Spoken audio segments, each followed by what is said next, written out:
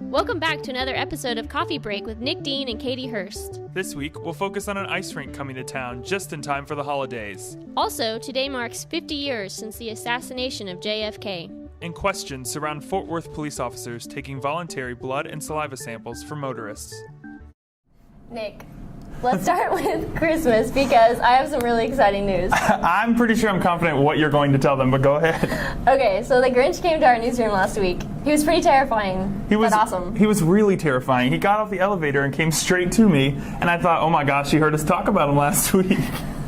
But I don't know. Overall, I thought it was really funny that he came, and he was kind of a curmudgeon. But I mean, that's what you're supposed to be if you're going to steal Christmas. Yeah, so. He made a personalized video for my 9-year-old niece, threatening to steal her Christmas if she's not good this year. So you can check that video out below. It's kind of scary. Well, the holidays are definitely here. I think a lot of people are already in Christmas mode. I am. I got to go to the new ice rink this week. It's at Panther. It's called Panther Island Ice, and it's over at the Coyote Drive-In. And there were hundreds of elementary school kids who got to go on Thursday and experience ice skating. A lot of them for the first time. There's some really funny videos and a really great story about their first time at an ice rink at StarTelegram.com. Make sure you check that out. And this weekend, more Christmas stuff, is also the lighting of the 55-foot tall Christmas tree in Sundance Square. It's a big Christmas tree. And Santa Claus is going to be there. Nick may or may not sit in Santa's lap. You'll have to go to find out. I really don't think Santa would appreciate me sitting in his lap. Well, on to our big story of the day, which is a big story that's sweeping across the nation. It's been 50 years since the assassination of JFK. Our staff has been working tirelessly, kind of exploring what it looked like 50 years ago. We kind of have personal ties to it, having covered it 50 years ago. And at the same time, the entirety of North Texas has personal ties to it. There are many people who were there, who witnessed it. So we sat down with a lot of those people. We explored their stories. We explored our own stories. And we've kind of provided all of that in an interactive experience that you can check out at startelegram.com/JFK. It takes all of our content, which is a lot, and kind of boils it down into things that make it really easy for you to experience it in, I think, a great way digitally.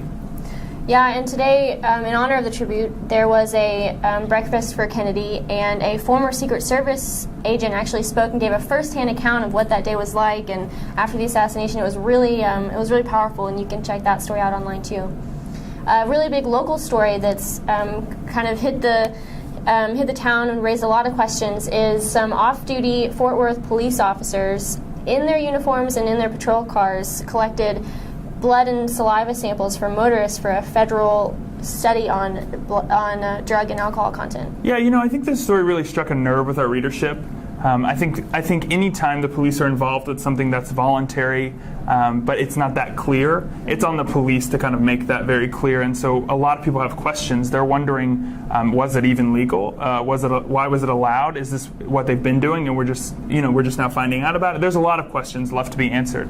Our reporters have submitted some questions to the Fort Worth Police Department. This week, Chief Halstead of the Fort Worth Police Department came out with a public apology. I think he understands that people are confused, but I do think we'll get more answers as the week comes on, and we'll definitely have those at startelegram.com as we know about them.